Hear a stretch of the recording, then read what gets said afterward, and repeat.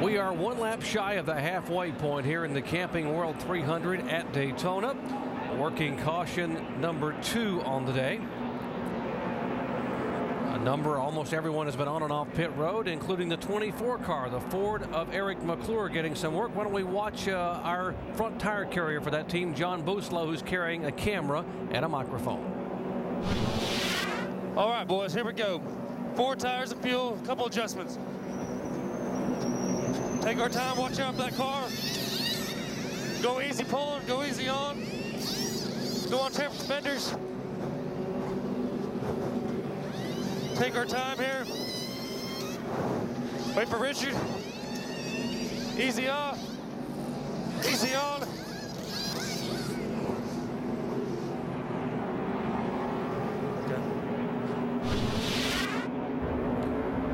Looks simple and easy, but you got to be able to maintain your composure. A lot of tape on the front of that car. Well, they're trying to make an adjustment there while they had a little time.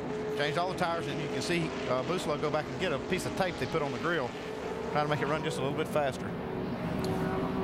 Kyle Busch, our leader. If you just joined our coverage, we've had 12 lead changes among 6 different drivers. Clint Bowyer and Tony Stewart are tied, having led 16 laps apiece. Kyle Busch started the day back in 13th position. He led the most laps in this race a year ago, only to finish second to his teammate then, Tony Stewart. As you said, Doc, we have 36 cars still in the lead lap, and that last car is Michael Walter, who came in and made an extra pit stop, making some adjustments on his car, trying to get it to where he can win the race as we go back to green flag. Right behind Kyle Busch is Kevin Harvick. Then comes Kyle's teammate, Joey Logano.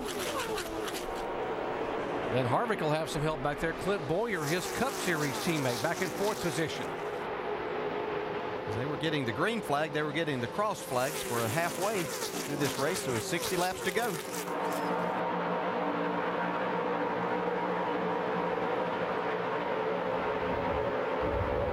Takes about a half or 2/3 a lap to get these cars up to full speed.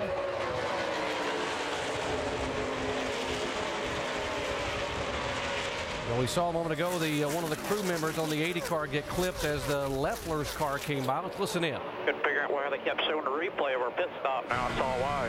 You all right? Yeah, he's all good. He's tough as nails.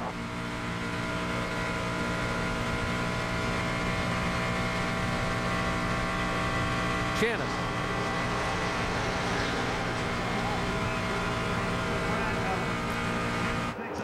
Yeah, that was J.D. Holcomb, the front tire carrier for Tony Stewart's number 80 car. Now that is number 5 crew guys from the Cup side. This is Mark Martin's crew pitting this crew. So Alan Gustafson, crew chief for the number 5, came down here, checked everything out. Lance McGrew, crew chief for Tony Stewart today, got off the pit box. All is good. Holcomb said he is fine. It just hit his tire. He says he's feeling good. Yeah, good in the pits, Shannon, but not good on the racetrack because the 80 car is stuck in the middle and they're going by him on both sides, or they were a moment ago. Yeah, he looks like he has his hands full right now. He's been pretty good on the start and restarts, Andy, but looks like his car's not what he wants right now. Well, he's just had some handling problems after he runs 10 or 15 laps. Right there, I think he just got caught in the middle. It was kind of an aerodynamic thing where he just wasn't in the right spot, but I don't think that's going to hurt him too much here. You know what he wanted to do? He wanted to get there with his favorite drafting buddy, that 5 car. He and Dale Earnhardt Jr. are pretty good buds, and now they hook up and look out. You can see that 5 and 17 there side by side. They were the ones that had to come from the back. Just got the 5 behind us. There's Brendan Gaughan in the 62 car. Get to the bumper of Greg Biffle. Brendan's having a great race. This is only his 2nd nationwide start ever. Wow, great job here. You see Matt Kenseth, he gave his teammate David Reagan a bump draft down the backstretch as they got into turn 3, and then Matt's car got real loose. Good run for Stephen Wallace, the 3rd-generation driver. His 3rd full year in the NASCAR Nationwide Series. He is hung in the top 15 basically most of the day. He's in the right spot right now because he's got that 5 car right in front of him, and the bottom of the racetrack is kind of the place to be on good tires.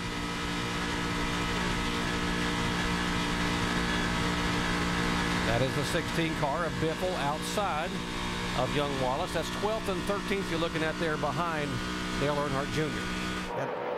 Outside lines trying to make a a run at these guys. See Kyle Busch leading, got a little push there from Kevin Harvick. Here comes Brad Keselowski on the outside trying to lead that group to the front. That was a nice little run getting into turn 3. He's had a solid day. This car's been very good all day, and other than his little pit road incident, he stayed out of trouble pretty well. Yeah, he has.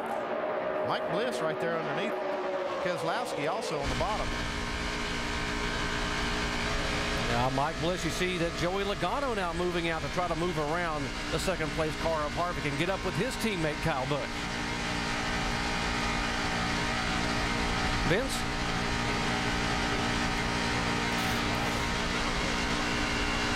Guys, Joey Logano on the outside. You see him making his move around the outside. This car won all 3 of the restrictor plate races last year, both times here at Daytona and also at Talladega. He says the car is stupid tight in traffic, but you can see no traffic in front of him right now, and the car is handling very well. One thing that'll help that kind of a condition is he can get the lead and get some air on the front end. That could be the car to beat, because we haven't heard anybody really that tight today. Most cars are loose. Yeah, that's how you can change the handling, especially if you're tight. You see him go 3 wide here. Keselowski to the outside. Don't you love restrictor plate racing at Daytona? 17 cars within a third of a second, side by side, 2 by 2. And as you said a moment ago, now 3 wide with Logano in the middle. Logano looked like he was poised to take the lead, and he just got hung in the middle, and now he's going straight back. This is what we expected. Now, when we started today, these guys got single file pretty quickly, and this is what we expect Daytona and Nationwide Series. Push him to 6 here. Push him to 6. 29 comes up to you. So we've got some new players up front. Mike Bliss in that one car is making a lot of noise right now on the bottom. Yeah, he's there. David Reagan up on the outside. He's in that 6 car right behind Clint Boyer in the 29.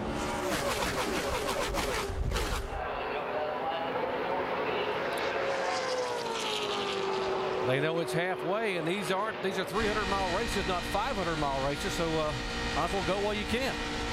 Well, the thing is when you've got good new tires on, you can get in these situations and make some ground. Once these tires start going away, they're going to have to start using a lot more racetrack. Yeah, they've done that. Plus, they've had 2 chances to make some changes to their cars, so these guys have got their cars better. Now it's time to show that. 26 cars in this draft within about a third of a second of the leaders, Brad Keselowski and Kyle Busch.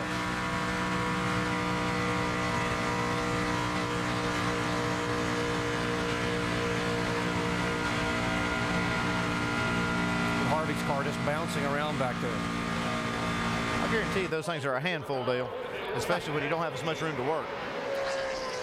It makes it exciting, I tell you, because you do everything to trim these cars out, make them go through the air as good as you can, which takes away downforce, and which means they don't drive that good, especially as you have the air buffeting around there. But it is exciting when you've got a car that you can get out front like Brad Keselowski's done right now. Clint Boyer just pushed Brad Keselowski by the 18 car for the lead. He got a great push from Clint Boyer.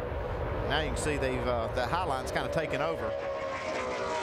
Yeah, those 2 cars out front right now might be what we've seen as 2 of the best cars today. We've seen Tony Stewart lead, and we know Kyle Busch has a really good car. These 2 guys out front right now might have the 2 best handling cars. Let's update Clint Boyer. Vince. Well, Mike Dillon, the director of competition for Richard Childress Racing, is the spotter for Clint Boyer, and he just told Boyer, "You've got the best car. As soon as the line catches you, I'll let you know, and we'll go." He's been cheering on Boyer all day long, saying, "I know you don't like the car, but I can tell you from here, it's the fastest and the best one on the track. We'll see." He may not like it, but it's doing awfully well right now. Clint Boyer, the reigning series champion, in second spot behind Brad Keselowski. Just 52 laps to go.